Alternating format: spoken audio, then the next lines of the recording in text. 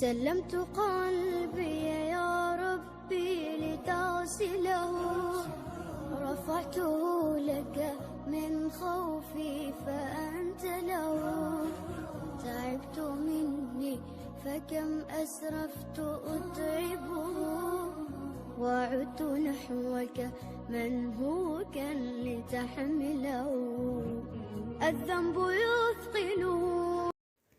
السلام عليكم ورحمة الله. نتمنىكم تكونوا بخير وعلى خير وبصحة جيدة إن شاء الله. كنعتذر على هذه الغيبة هذه. اليوم جيت نتقاسم معكم بسيطلات بالعجين ديال المسمن، كيجيو بالمذاق ديال الحوت بحال الشكل ديال بطيلات الحوت، بدون يعني بلا ما نستعملوا الحوت، بلا ما نديروا لا حوت لا حتى شي حاجة. اليوم إن شاء الله غنديروا غير اللحم المفروم اللي هو الكفتة ديال اللحم، وغادي نسموه بالعطريه ديال البسطيله، العطريه ديال الحوت، وان شاء الله كيجي زوين. ونتمنى تجربوا هاد البسيطلات هادو، راه كيجيو اكثر من رائعين. المهم المكونات اللي كنحتاجوا للعجين: نص كيلو ديال الفورس، 500 غرام ديال الفورس الخاص بالحلوى ماشي داك الحرش، وعندي هنا ابيض بيضه، وغادي ندير واحد تقريبا نصف ملعقه ديال السكر، سكر سنيده اولا معلقه صغيره ديال العسل، وغنديروا الملحه واحد المعلقه صغيره ديال الملحه، وغادي نجمعوا العجين غير بالماء اللي بارد من الروبيني. الماء بارد من يعني من الروبيني، كنجيبوا ماء بارد عادي وكنعجنوا به، كنجمعوا به العجين ديالنا وصافي. من بعد ما كندلكوها ما والو، غير كتجمع لينا صافي، وكنحتفظوا بها في واحد البلاستيكه كتدلك بوحديتها في ديك البلاستيكه، يعني حتى كتطلق على خاطرها بين ما كنوجدوا الحشوه. المهم غنخليكم باش تشوفوا الطريقه باش غنوجدوا العجين، ومن بعد ندوزو باش نعطيكم المكونات ديال الحشوه. سلمت قلبي يا ربي لتصله، رفعته لك من خوفي فأنت له. تعبت مني فكم أسرفت أتعبه، وعدت نحوك منهوكا لتحمله. الذنب يثقله والعشق يحرقه، فأين أمضي وحولي الوزر والوله. يا رب خذوا إلي الآن إن به شوقا يرتل في حزن تبت له. فكل نبضة حب في ناظرة إليك ترجو. هنا غندوزو ان شاء الله باش نوجدوا الحشوه. غادي ناخذوا البصله، وخديت الفلفله صراحه نقيتها حتى هي غسلتها، ولكن بنتي قالت لي في الاخير ماما ما ديريش الفلفله، صافي خليتها جانبا حتى نطحنها ان شاء الله بوحديتها ونديرها في الكونجيلاتور. منين بغي ندير كمسمنات غير في المقله كنديرها مع البصله كتجي زوينه. ولكن في صراحه في هاد البسيطلات هادو قالت لي ماما عافاك ما ديريش الفلفله، خليها غير البصيله والشعريه وداك الحيمات وداك الشيء. المهم درت لها خاطرها وفعلا جاو زوينين بزاف. المهم غادي نطحن البصله في الهاشوار. انا درت هنا واحد 3 ديال البصلات متوسطين، الا كانوا كبار ديروا. المهم انا درت 4 ديال البصلات متوسطين، كانوا كبار ديروا 3 كبار وطحنوهم في الهاشوار. صافي وزيدوهم على داك اللحم المفروم ولا الكفته ولا الدجاج ولا اللي بغيتو. تقدروا تستعملوا حتى الصدر ديال الدجاج، ديروه صحيح يطيب في وسط من البصله بحال كديروا بحال كتوجدوا مريقه. المهم فلفله انا هنا راه غادي نحيدها ما غنديرهاش. كما قلت لكم كديروا داك الصدر طريف مع ديك البصله كيطيب حتى الاخير، وكتهزوه كتفرتوه وتترجعوه للحشوه. المهم انا هنا غنطحن هذيك البصله، نطحنها مزيان حتى تترقاق مزيان، ونديرها في المقيله مع الكفته صافي. ونزيدوا لهم الحشوه دوك العطريه اللي كيحتاجوا ديال البسطيله، بزار، تحميرات، داك خرقوم، العطريه ديال الحوت حتى هي خديتها عند العطار. كتقول له عطيني ديك العطريه ديال البسطيله ولا العطريه ديال الحوت، كل واش كيقول ليها. صافي هانتوما كما شفتوا البصله راه طحنتها مزيان ولا رقيقه. غادي نزيدها لداك اللحم، واخا تطلق داك الماء ماشي مشكل، غير خليو البوطه مجهده شويه باش دغيا كيشرب. هانتوما كما كتشوفوا اللحيمات هنا راه كنكونجوليهم رقيقين، الكفته كنديرها رقيقه باش فاش كنبغي نوجدها نديرها في شي حاجه كتجيني ساهله باش كتذوب. اما الا درناها يعني كبيره في الشكل ديالها في شي ميكا هكا قسمناهم كبار تنلقاو صعوبه باش انهم يذوبوا. حنا كنديروهم هكا رقيقين في ميكا باش فاش كنجبدوهم دغيا كيذوبوا. المهم انا هنا كيما شفتوا ضفت البصله، راه غادي تطلق داك الماء ديالها ولكن ماشي مشكل. غادي نخلط مزيان هاد البصله مع مع الكفته. غنضيف واحد كاس لاروب ديال زيت الزيتون وزيت نباتيه مخلطين. بغيتو تزيدوا شويه الزيت زيدوا ماشي مشكل، حيت في الاخير غادي نصفيوها في الصفايه، وديك الزيت اللي كنحصلوا عليها كتكون فيها واحد اللوين زوين هو باش كندهنوا به البسيطلات في الاخر. المهم انا غادي نخلط هذيك الكفته مزيان مع الزيت ومع البصله، وغنبدا نضيف المقادير دوك العطريه. هنايا غنضيف البزار، غنضيف داك ضامه البنه ديال الحوت وحيده اختياريه، الا ما بغيتوش تضيفوها ما تضيفوهاش، ديال الحوت بالنكهه ديال الحوت. وغادي نضيف البزار، غنضيف تحميره، غنضيف الخرقوم، وغادي نضيف شويه ديال الكمون، غير شويه باش ما يعطيناش ديك المروره، غير شويه حيت عارفين داك النسمه ديال الحوت ضروري كيتواتى مع الكمون. المهم ضفت هنايا شويه ديال التحميره اللي هي البابريكا، وغادي نضيف هنا الخرقوم عرق اللي كنطحنو كنوجدوه كاملين عند العطار معروف. وغنضيف شويه ديال الكمون، غير راس معلقه ديال الكمون. وغادي نضيف المكون اللي هو ديال البسطيله اللي هو العطريه ديال الحوت. هو هذا كتشريوه عند العطار، تيكون تيتباع في واحد السطيلات كبار، كيعبر لك القياس اللي بغيتي. انا خديت غير 10 دراهم. المهم غندير انا 2 معالق يكونوا كبار عامرين ديال 2 معالق كبار ديال هاد العطريه ديال الحوت. وغادي نخلط المكونات مزيان وغادي نخليها حتى طيب. غادي ندوز نحك واحد 2 ريوس ديال الثومه وغادي نضيفهم. كانت عندكم الثومه بودر ضيفوها ماشي مشكل. المهم غنحك واحد 2 ضروسات ديال الثومه غنضيفهم حتى هما، حيت حنا دابا كما عرفتوا يعني هاد البسطيله هذه غنديروها بالنسمه ديال الحوت، ضروري من ديك الثومه كنضيفوها. كتواتى ديما مع ديك العطريه ديال الحوت. وغادي نخلط هاد الحشوه هذه. هانتوما الثومه حكيت واحد 2 دروس يكونوا متوسطين، وغادي نضيف واحد المعلقه كبيره ديال الهريسه الحاره، معلقه كبيره. وندير ليه معلقه ديال الحار، هانتوما كنشوفوا معلقه ديال الحار. غادي نخلط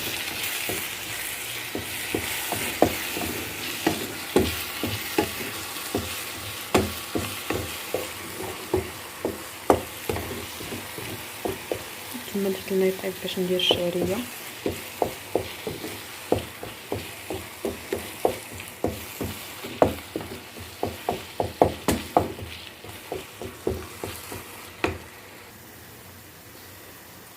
ندير الزيتون مع الربيع.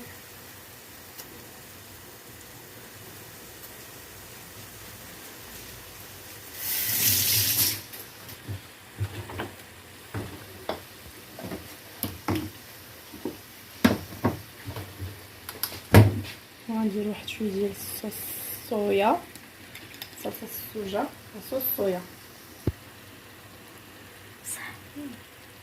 صويا صوص صافي. غادي نخلط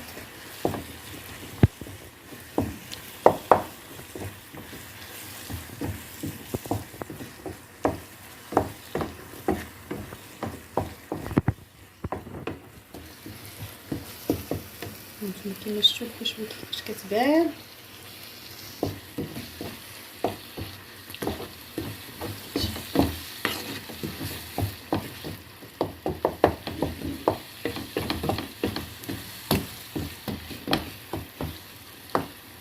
المهم غادي نطفي عليها وغندوز نصايب الشعريه. سلمت قلبي يا ربي لتغسله، رفعته لك من خوفي فأنت له. تعبت مني فكم أسرفت أتعبه، وعدت نحوك منهوكا لتحمله. الذنب يثقل والعشق يحرقه، فأين أمضي وحولي الوزر والوله. يا رب خذوا إلي الآن إن به شوقا. من بعد البنات غندوز باش نشوفوا ديك العجين ديالنا، راه كتكون طرخات مزيان، يعني خليناها عطيناها وقتها. من الافضل وجدوا هاد العجينه وهاد الحشوه الصباح باش يلاه يعني كتجيكم مع العشيه مع الكوتي، حيت كيبغي هاد المسمن الوقت شويه. هانتوما كما كتشوفوا العجين راه كتعطينا داك الطوع، يعني كتكون ساهله باش نخدموها وباش نشكلوها، حيت صافي يعني الطرخات عطيناها وقتها. غادي نقطعها يعني نقسمها على 4، ندير منها واحد 4 ديال الكريات يكونوا في الحجم ديالهم يكونوا بحال بحال، ونعاود نخليهم تاني يرتاحوا مده ديال واحد ربع ساعه ولا هكاك نص ساعه، على المهم قد ما ارتاحوا قد ما كان مزيان، باش ديك العجينه كتمشي معنا يعني في الخدمه مزيان، يعني ما كتكونش ثقيله في الخدمه ديالها، كتكون يعني كنشكلوها يعني بطريقه سهله بكل سهوله، ما كنلقاوش صعوبه باش نورقوها. المهم غادي نديرها نشكلها بحال هكا، وغنديرها في البلاستيكه، غنرجعها لنفس الميكا اللي كنا يعني دايرينها فيها قبل، غنرجعها للبلاستيكه وغنغطيها. هانتوما دهنتها غير بواحد شويه الزيت من الفوق، وغادي نرجعها للبلاستيكه لداخل ونخليها ترتاح. قد ما ارتحت قد ما كان مزيان صافي، وكتمشي وكتشقاو شقاكم على خاطركم. يعني كديروا حاجه اخرى بما كتجيو كتلقاو العجينه ديالكم راه طرخات والحشوه حتى هي بردات، يعني كل حاجه كندير نعطيوها وقتها صافي. وغادي ندوز هنا ان شاء الله. انا الفيديو هنا راه اختصرت لكم، يعني راه الفيديو جا طويل، ولكن في المونتاج غير اختصرته. هانتوما العجينه هنا راه ارتاحت يعني كتمشي معايا بسهوله. هنا خديت الزبده، معلقه ديال الزبده ديال البواطه ديال لابريري ولا اي زبده عندكم في الدار، وكناخذوا واحد النص ولا ربع ديال الزبده ديال التوريق، ديك لدة ولا بونه ولا ماماتي اللي متوفر عندكم، يعني تكون خاصه بالتوريق. كنديروهم حتى كيطيبوا مزيان في البوطه، حتى كنبقاو نحيدوا ديك الكشكوشه من الزبده حتى كتولي لنا بداك اللون ذهبي صافي، وكنديروها في جانبا وكنخدموا بها. المهم كما شفتوا العجين راه كتعطيني يعني الطوع ديالها وكلشي، وكنخدمها بكل سهوله حيت ارتحت. وكناخذوا الزبده كنفرقها يعني بمعلقه، حيت باقا سخونه ما نقدرش نهزها بيدي، ولكن راه ملي كنديرها هكا فوق المسمنه راه دغيا كتجمد حيت الجو بارد. انا كنسرحها هنا بسرعه صافي، وكنطوي وكنجمعها ونحتفظ بها، وندير وحده اخرى وكندير وحده في وسط من وحده حتى كنحصل على 2 مسمنات يكونوا كبار. المهم الطريقه راه غنوضحها لكم في الفيديو، راه سهله. ومني كتكونوا كتخدموا المسمن ديالكم في الاخر ملي كتقطعوا فيه بالموس راه كيجيو فيه واحد الحبيبات من الداخل، دوك الحبيبات راه غير ديال الزبده اللي كتكون صافي بردات وكتجمع، ماشي مشكل. ملي كيكون تيطيب المسمن ما كيبقى يبان فيه حتى شي حاجه عاديه، حيت الجو بارد وديك الزبده حتى هي ديال التوريق دغيا كتجمد.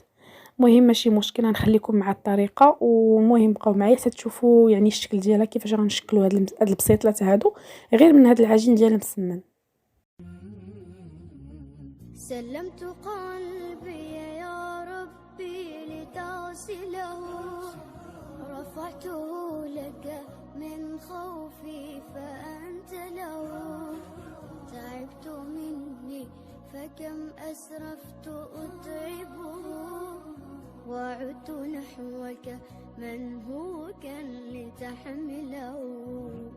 الذنب يثقله والعشق يحرقه، فأين أمضي وحولي الوزر والوله. يا رب خذوا إلي. المهم هنا البنات غادي ناخذوا المسمنه الاولى اللي ورقنا، غنديرها في وسط من هذيك المسمنه اللي ورقت بالزبده، وغادي نطوي نجمعها بحال قلتي مسمنه في وسط من وحده في جوج صافي. وغادي ندير شويه ديال الزبده وغادي نطويها ونخليها ترتاح جانبا، بين ما غندير نفس العمليه لهذوك الكويرات بجوج اللي بقاو عندي. غنحصلوا على 2 مسمنات يكونوا كبار، وها نتوما كيما شفتوا المسمنه الاولانيه راه ورقتها واحد شويه لقيتها راه ما مطلوقاش بزاف وخليتها تطلق، والثانيه غنخليتها هي تطلق وغنخدم بهاد الغلاقه هذه ولا غلاقه ديال الشكلاط. وبالنسبه للحشوه عندي راه بارده ولا تخدموا بشي زلافه هكا ما تكونش غارقه بزاف. المهم عينكم ميزانكم. انا بغيت باش نسهل عليكم الخدمه غادي نخدم بهاد الغلاقه هذه بحال الغلاقه ديال شي قريعه هكا، بحال ديك ديال العسل، بحال قرعه الشكلاط. المهم غلاقه تكون هكا بلاستيك صافي. وبالنسبه للعجينه كما كتشوفوها عندي راه محببه واحد شويه، حيت ديك الزبده ديال الطوريق مع دابا الحال شويه بارد كتتكور كتحجر واحد شويه. راه عادي ملي كنطيبوها راه ما كتبقاش تبان نهائيا. المهم لا تشوفوها محجره هكا في وسط العجينه وتخلعوا تقولوا شنو المشكل، راه عادي جدا يعني ما تخافوش. غنجيبوا واحد الموس يكون ماضي، غنقطع العجين ديالي على 3 ومن بعد على 2، يعني 3 في 2 كتعطينا 6. وكنقسموها تاني في هانتوما كيما شفتوا على 2. المهم في المجموع غادي نحصلوا على 9 ديال الحبات، يعني 9 في 9 في 2 غادي تولي لنا 18 وحده. بحال قلتي هاد نص كيلو ديال الفورس كيعطينا 18 بسطيله اللي كتكون بحجم متوسط ماشي صغيره بزاف صراحه، راه كتشبع زوينه. هنا غادي ناخذ الغلاقه قصها غير بواحد شويه الزيت غير في الاول صافي، من بعد ما كنبقاش نحتاج نديرها. وغادي ندير الحشوه الوسط وغادي نبقى نجمع دوك الجوانب وكنبقاو نزولوا داك بحال قلتي الفائض ديال العجينه باش ما تجيناش معجنه من الوسط. غادي نبقى نجمع الجناب ونقطع نجمع ونقطع، يعني باش كنحيدوا داك الفائض ديال العجينه باش ما كتجيناش العجينه شويه غليظه. هانتوما غادي نجر ونحبس بحال كنحيد دوك الريوس ديال العجينه. غنجيب حتى الوسط ونقطع داك الراس، ما كنخليش دوك الريوسه باش ما تجينيش العجينه ديالي البسطيله ديالي ما تجينيش غليظه. غنحيد بحال كنبغي نخليها كامله تكون ورقه وحده. المهم نحاول نجمعها دابا ماشي مشكل. في هذه المرحله البنات حاولوا ما امكن ما تستعملوش الزيت نهائيا، حيت راه الا قصتوا يديكم بالزيت العجينه ما تبغيش نهائيا تلصق لكم بحال هكا. صافي غادي نلصقها مزيان وغادي نجيبها مباشره لواحد اللاطه اللي كتكون مدهونه بالزيت ولا الزبده ولا داك ورق الزبده اللي بغيتو. انا هنايا غادي نكمل بنفس الطريقه حتى كنكمل هذوك المسمنات ولا دوك البسيطلات كاملين. كما قلت لكم بقاو تحيدوا داك الفائض ديال العجينه، بقاو منين تتجمعوا فيها تتشكلوها بقاو تقطعوا من الريوس ديال المسمن، يعني ما تخليوش يجيكم غليظ من الوسط. انا كنجمع وكنقطع داك الراس، يعني كنجمع ونحيد داك الراس باش العجينه ما تجينيش غليظه وحده فوق وحده غادي تجيني شويه غليظه. المهم راه الطريقه واضحه البنات وسهله، غادي نخليكم مع الطريقه حتى نكملوا هاد البسيطلات هادو كاملين. وغادي ندوزو باش نطيبوهم وندخلوهم الفران وتشوفوا الشكل ديالهم كيفاش غادي يجيو، وراه تيجي بنين وكيجي ساهل صراحه. مني تذوقتهم ومشيت ذوقت واحد صاحبتي صراحه جاو واعرين وعجبوها حتى هي، قالت لي واش ما درتيش فيهم الحوت؟ قلت لها نهائيا، راه كيجيو في المذاق بحال الشكل ديال البسطيله ديال الحوت تماما. جربوهم البنات وردوا عليا في التعاليق. المهم غنخليكم تشوفوا الشكل النهائي ديالهم. سلمت قلبي يا ربي لتغسله، رفعته لك من خوفي فأنت له. تعبت مني فكم أسرفت أتعبه، وعدت نحوك منهوكا لتحمله. الذنب يثقل والعشق يحرق، فأين أمضي وحولي الوزر والوله. يا رب خذوا إلي الآن إن به شوقا يرتل في حزن تبت له. فكل نبضة حب في ناظرة إليك ترجوك في شوق لتقبله. رفعته لك قلبا ملؤه أمل يهفو لترضي أشواقي وتنزله. بحثت في ليل قلبي عن سناء هدى فلم أجد غير بدر ظل منزله. ورحت مستقبسا نور السماء سنا حتى أوسعه شمعا وأشعله. يا رب تعلم ما قلبي وخفقته فإن غفرت فما سلمت قلبي يا ربي لتغسله. رفعته لك من خوفي فأنت له. تعبت مني فكم أسرفت أتعبه وعدت نحوك من هو كان لتحمله. الذنب يثقله. هنا البنات من بعد ما سالينا غادي ندوزو ناخذوا ديك الزويته اللي كتقطر لينا من ديك الصفايه اللي كنا دايرين فيها الحشوه وكندهنوا بها. في حاله ما الزيت يعني ما تقطراتش وما كافياكمش باش تدهنوا بهم، كتاخذوا واحد شويه زيت نباتيه كديروا لها واحد شويه ديال التحميره، شويه ديال صلصه الصوجه الا كاينه، ما كايناش كتكتفيو غير بشويه التحميره وديك الزويته وكدهنوا بها صافي وكتدخلوها من الفران وكتديروا العافيه كتكون مهيله. العافيه خصها تكون ما مجهداش بزاف في الاول، واحد 200 درجه. انا كندير 200 درجه في الاول، كنشعل من الفوق ومن التحت وكنخدم ديك الفرفاره باش يطيبوا على خاطرهم وما كتجينيش ديك العجينه من الداخل يعني باقه. من بعد ملي كدوز واحد نص ساعه هكاك ولا ربع ساعه صافي كنجهد ليهم الفران، كنديرو على اعلى درجه ديالو. انا عندي 300 درجه وكنرد ليه البال صافي وكنقلبهم وكنشوف واش طايبين من التحت صافي وكنقدموهم وبالصحه والراحه. المهم نتمنى ينالوا الاعجاب ديالكم ونخليكم مع الشكل النهائي ديالهم. سلمت قلبي يا ربي لتغسله. رفعته لك من خوفي فأنت له.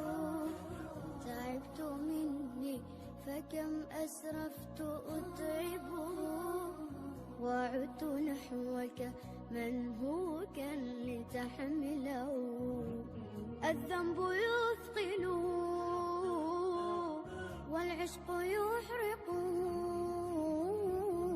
فأين أمضي وحولي الوزر والوله. يا رب خذوا إلي الآن إن به شوقا يرتل في حزن تبت له. فكل نبضة حب في ناظرة إليك ترجوك في شوق لتقبله. رفعته لك قلبا ملؤه أمل يهفو لترضي أشواقي وتنزله. بحثت في ليل قلبي عن سناء هدى. وهذا هو الشكل ديالهم، ومع السلامه حتى الفيديو الجاي ان شاء الله باذن الله.